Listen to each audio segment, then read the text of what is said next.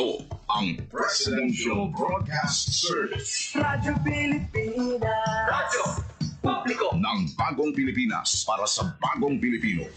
Naghahatid ng mahahalagang balita at impormasyon na guugnay ng pamahalaan sa sambayanan. Tulay sa himpapawid ng serbisyo publiko. Radyo Pilipinas. Radyo Publiko. Ang boses ng Pangulo. Sa Iloilo. Radyo Pilipinas. 585 AM. Oras sa Radyo Pilipinas, alas 8:01 sa aga. Nagapanguna nga balita sa syudad, sa mga banwa, sa probinsya sa Iloilo, kag kaingon ng mga probinsya. Mga pananawon sa likod sa mga balita. Inyong mabatian sa Radyo Pilipinas Iloilo News. Mga balita na magasugata sa inyong nga aga. Ginbantayan, ginsunod, gintipon sa Radyo Pilipinas Iloilo News Team. Gikan sa hulot balitaan. Diretso sa inyong palamatian. Yari nga! Radyo Pilipinas Iloilo News.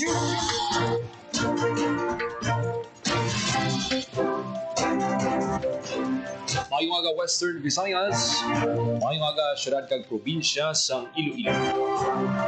Ini ang Radyo Pilipinas News, Biyernes, Setyembre 5, tuig 2025.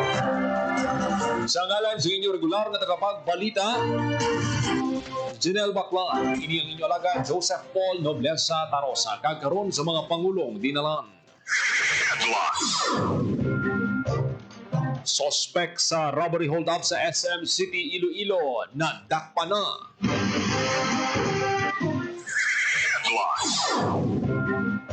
Wala natapos nga drainage sa Radial Road Project sa Baray Kamalig, isa sa natudlong nga rason sa pagbaha sa mga kaiping nga mga barangay.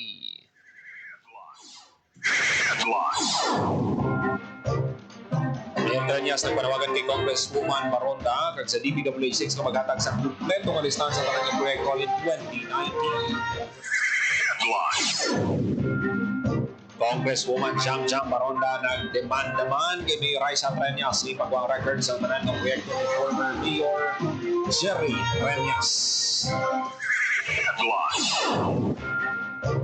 Engineer Roy Pagana nagapabilin nga accountable sa mga Ilonggo sa pihak sa iya pag-resign sa kay Iloilo City Mayor Raisa Treñas. Pagbaligya sa 20 pesos na bukas sa mga manguma sa Iloilo nagsugod na. Mga division head sa DA6 in Paidalom sa paghanas. Kagkaroon sa detalye na sa aton mga balita. Radyo Pilipinas. Radyo Pilipinas. Radyo Pilipinas News.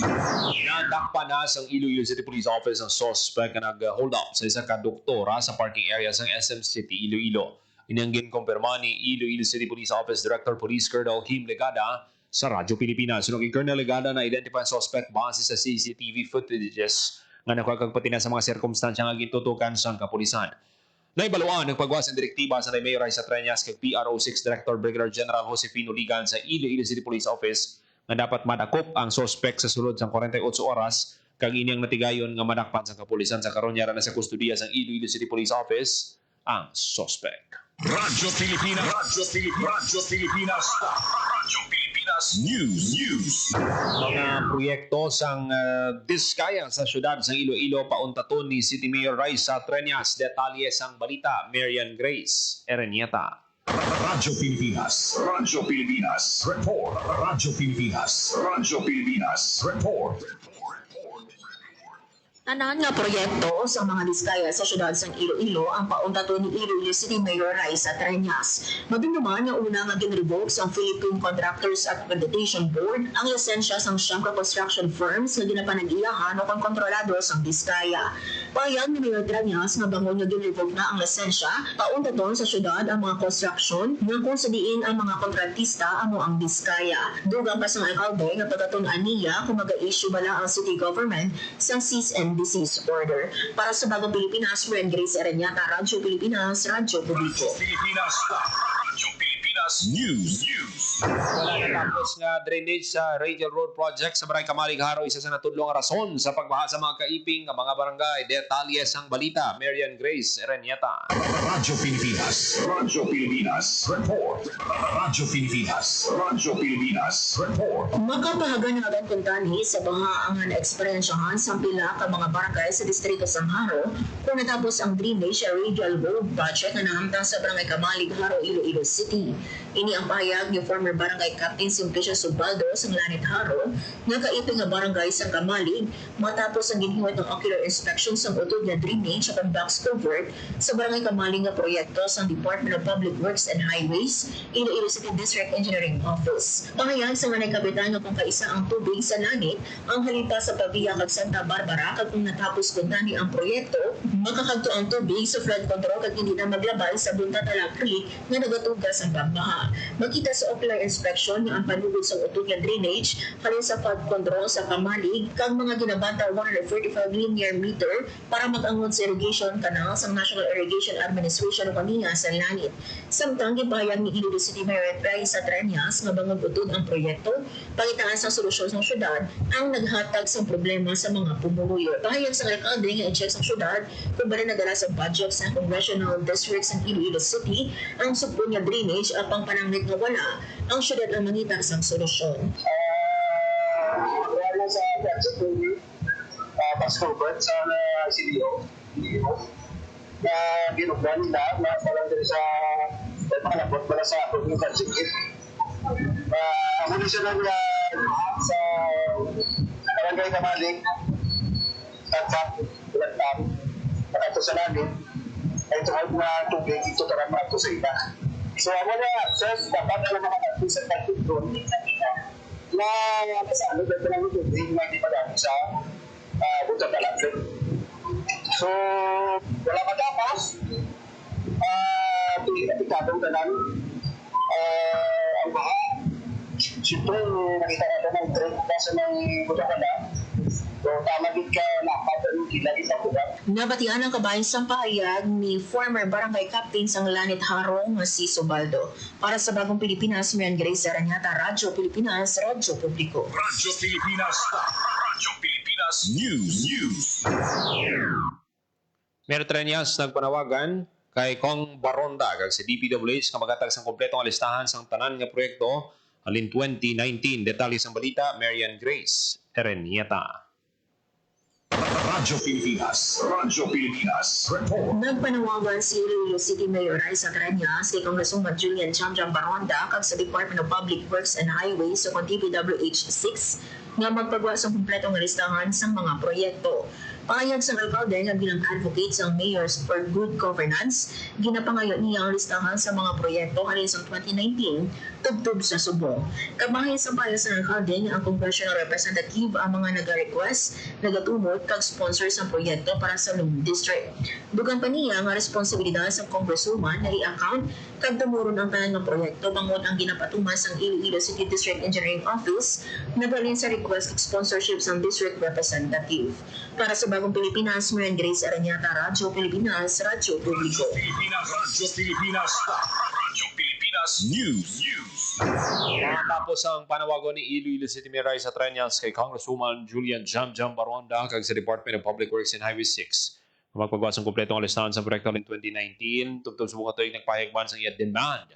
Ang kongresista panawagan ni Congresswoman Baronda sa alkalde na mag-release ang tanan niya records ng tanan niya proyekto sa kamay sini nga si former Mayor Jerry Treñas nga nagpangalagan man bilang kongresista sa Lone District of Iloilo City.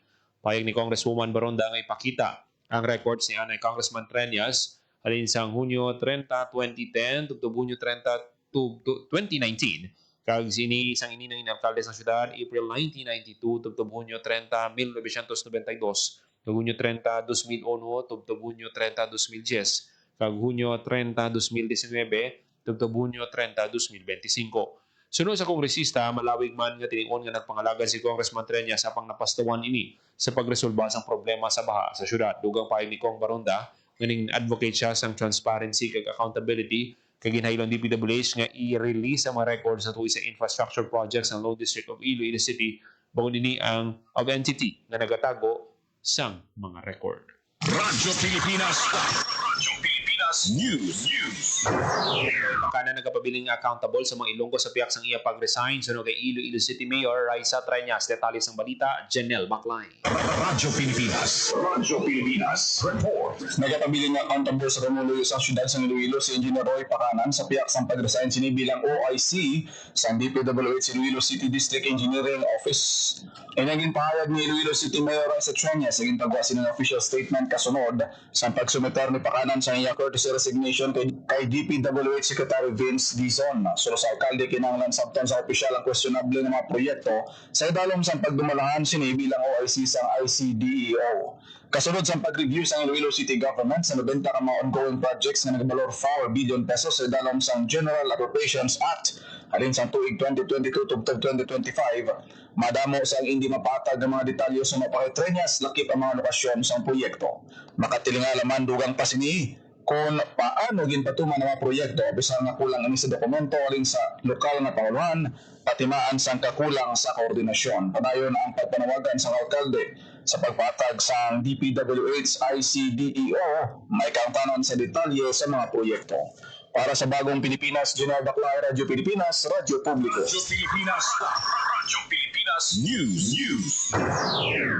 Radyo Pilipinas. Radyo Pilipinas News. Pagbaligya sang 20 pesos nga bugas sa mga mangunguma sa Iloilo, nagsugod na. Detalye sang balita, JP Herbas. Radyo Pilipinas. Radyo Pilipinas.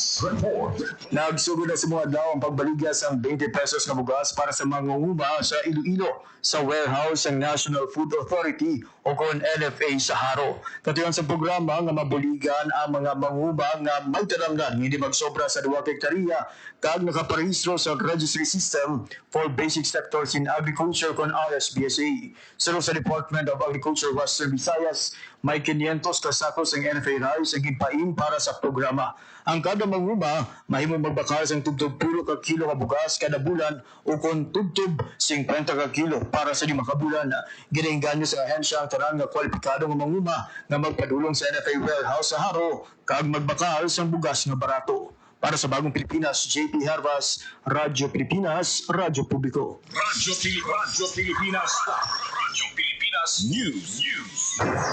Paidalom sa isang adlaw nga paghanas ng 8 ka division heads ng Department of Agriculture Western Visayas sa pagpanguna ni Maria Teresa Aguirre sa Civil Service Commission Region 6. Ang paghanas may tigulong nga training on calibration of quality, efficiency, and timeliness framework in DA Western Visayas. Katuyuan sini nga mapaayo ang kapasidad sa mga miyembro ng performance management team kag mga hepes ng operating unit sa pagdihon kapag usisa sa mga success indicators na nakaangkla sa mga strategic goals sa Department of Agriculture.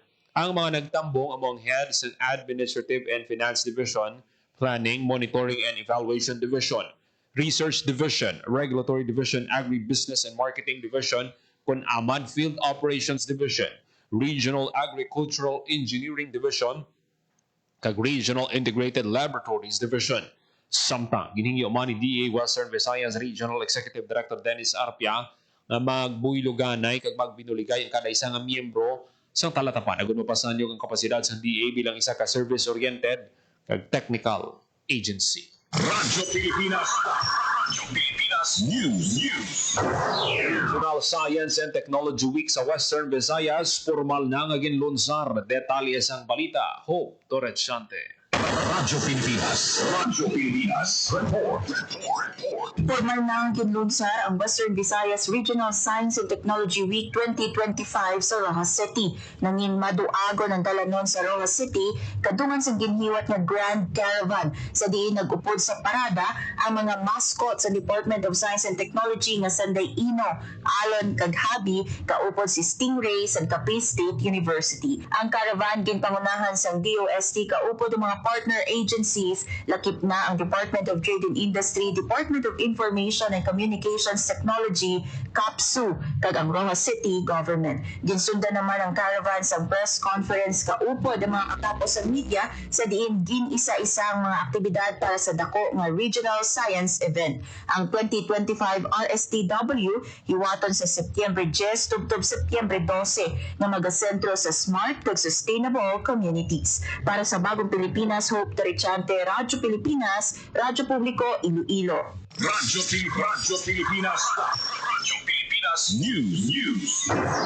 Pedro Negros Occidental, may bago na nga pinuno. Detalye sa balita, Hope Torrechante. Radyo Formal na ang tunod sa Pilipinas Report. naghiwat sang turnover ceremony sang liderato ang Department of Environment and Natural Resources, Provincial Environment and Natural Resources Office, Negros Occidental.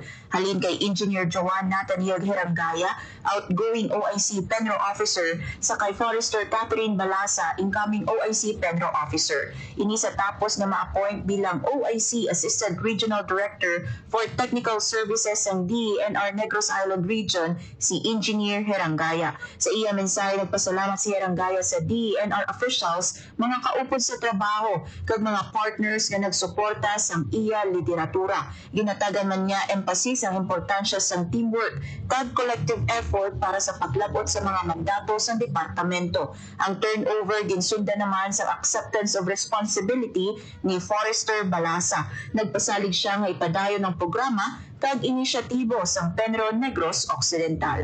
Para sa Bagong Pilipinas, Hope Torichante, Radyo Pilipinas, Radyo Publiko. Radyo Pilipinas. Radyo Pilipinas News.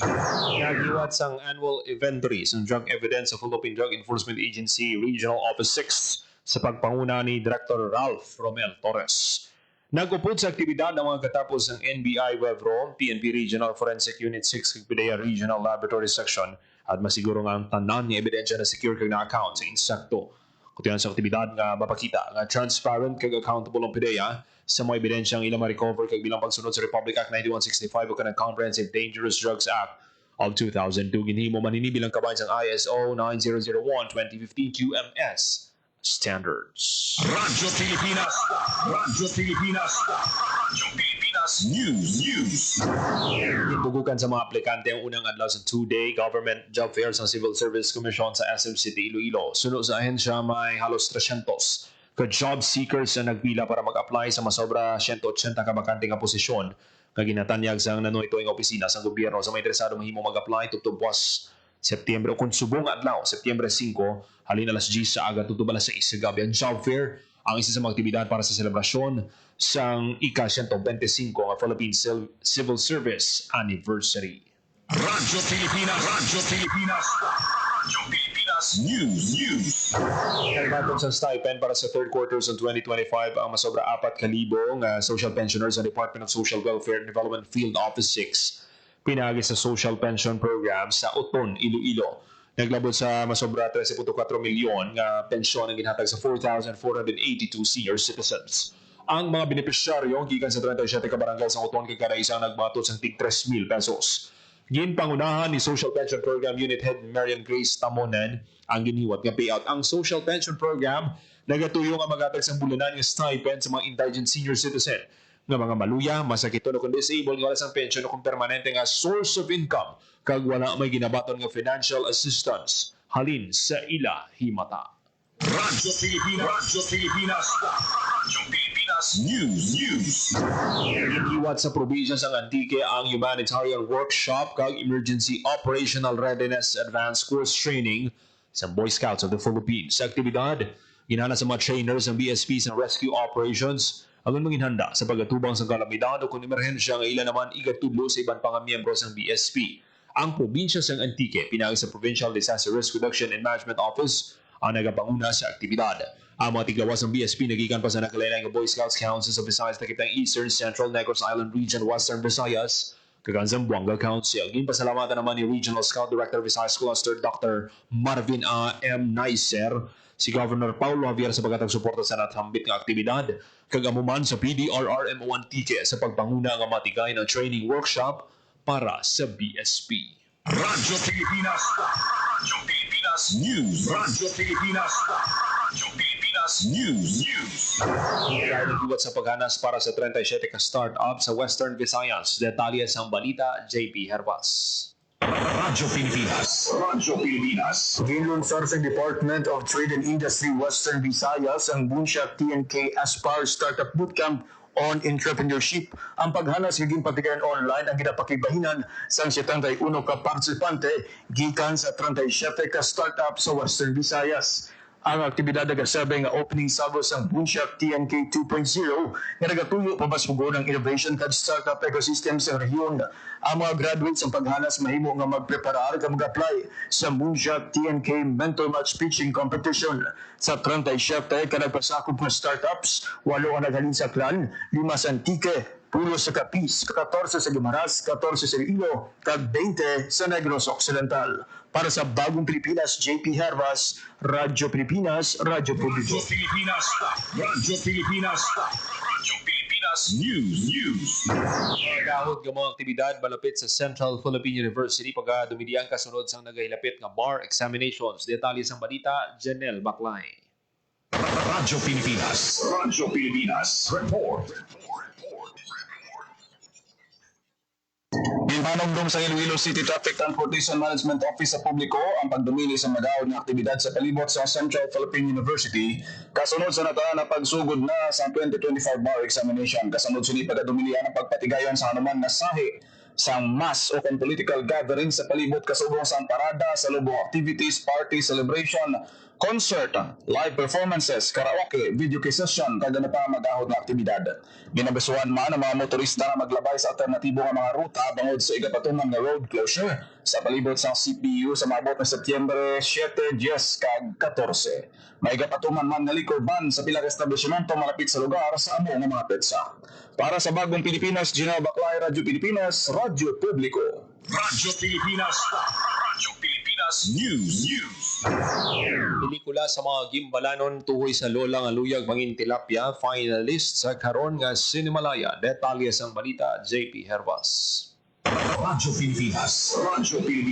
Report. Giningad lang nga isa sa pulo ka official entry sa Cinemalaya Shorts 2025 ang pelikula nga hasang ni Daniel de la Cruz sang Gimbal Iloilo.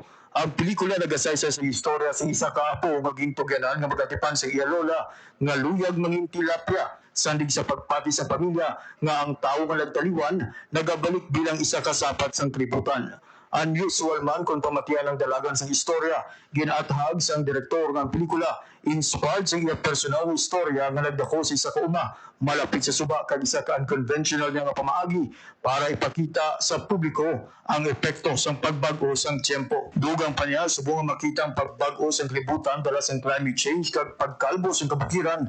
Ano pa ang balikan naton kung kita ang magtaliwan kung wala na kita sang balikan nga kalikasan. Ginpabugal ni De La Cruz nga ang hasang halin sa iya tigulo, film location, lingwahe, staff kag crew, ang makabigid nga puro nga Ilonggo. Ang pelikula ginshoot sa mga gimbalanon nga pamatanon sa isa ka lugar sa Gimbal Iloilo, kag ang mga karakter lunsay man mga Ilonggo. Galing nagalaom si De La Cruz nga suportan man sa mga Ilonggo ilabi na ang aras sa Metro Manila. Ang ilang 15 minutos na pelikula, pinaagi sa pagtanaw sini sa mga i-anunsyo pa nga mga sinima. Sa ilang halangin kadalagan, ginpasalamatan sa direktor ang suporta sa iya mga kaupod sa pelikula, pati ang ilang mga pamilya. Gimbal Eye Film Society, Gimbal Municipal Government, kag Iloilo Provincial Government. Nebuluhan nga magnawa sa hasang, ginpadunggan man ang pilasa na human nga pelikula ni De La Cruz sa Gawad Alternatibo sang Cultural Center of the Philippines, Montañosa Film Festival sa Baguio City, kag Bantayan Film Festival sa Gimbal kung sa diin sila nag-umpisa. Parugyan De La Cruz sa kasubong niya nga pamatanon nga handom ang pag-ubra sa pelikula, hindi magpatalaw ka magpadayon gihapon sa piyak sa mga pagtilaw, bangod kaangay niya. Nagsugod man siya nga wala sang bastante nga pondo, kag nagamantinir lang sa kamera sang iya cellphone sadto. Para sa Bagong Pilipinas, JP Hervas, Radyo Pilipinas, Radyo Publiko. Radyo Pilipinas News. Paras ginpatamis ang Setyembre, pinagi sa Dragon Fruit Fest Year 4. Detalye sang balita, Hope Rechante. Radyo Pilipinas. Report. Bida ang dragon fruit sa isla sang Guimaras sa pagsaulog sa Dragon Fruit Fest Year 4 sugod Setyembre 4 tubtob Setyembre 7, 2025. Ginakabi nga isa sa mga nagapangunang produkto sa probinsya, nagalapad ng industriya sa dragon fruit sa Guimaras na may masobra 22 ka hektarya nga tanuman kag 41 ka aktibo nga dragon fruit growers 38 diri miyembro sang Dragon Fruit Growers Association. Sa Guimaras Provincial Government makahatag ini sang dugang nga plangabuyan sa mga Guimaras noon kag kapin 22 million pesos sa turismo sa nagliligad nga tuig. Lakip sa mga lauman nga aktibidad sa kapistahan ang weekend market sa Provincial Capitol Grounds sa diin sarang makita ang mga preska nga mga dragon fruit kag ibang mga produkto halin sa nasambit nga prutas. Farm Pick and Pay sa NJST kag Pakito Farms at sa diin pwede makaani sa dragon fruit ang mga bisita o kon bumalakal. Para sa Bagong Pilipinas, Hope Torichante, Radyo Pilipinas, Radyo Publiko. Radyo Pilipinas, Radyo Pilipinas, Radyo Pilipinas News. Temporaryong hindi maagyan ang mga heavy trucks ang porsyon sa National Road sa Barangay Escalantera, San Joaquin, Iloilo matapos nga mag-usmod sang Martes, Setyembre 2. Natabang pag-usmod sa atubang sang Escalantera National High School. Pinapanugyan na ng tanan nga motorista nga maghinay-hinay ka maghalo sa pag-agi sa nasambit nga lugar agud malikawan ang disgrasya. Ginapangabay sang San Joaquin DRRMC nga ang tanan nga heavy trucks 20 tons pasaga ang mag-agi sa Coastal Road via Tiolas. Ani ni Radyo Pilipinas, Radyo Pilipinas News. Radyo Pilipinas, Radyo Pilipinas News.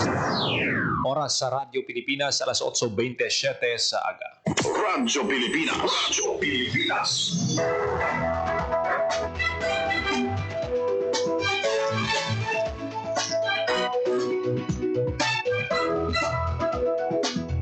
Kagamihan tumanatipon nga balita sa PBS Radio Pilipinas Iloilo News Team. Biyernes, Setyembre 5, tuwing 2025. Inang inyo tag balita, Joseph Paul Noblesa Tarosa. Radyo Pilipinas. Radyo Publiko. Radyo Pilipinas.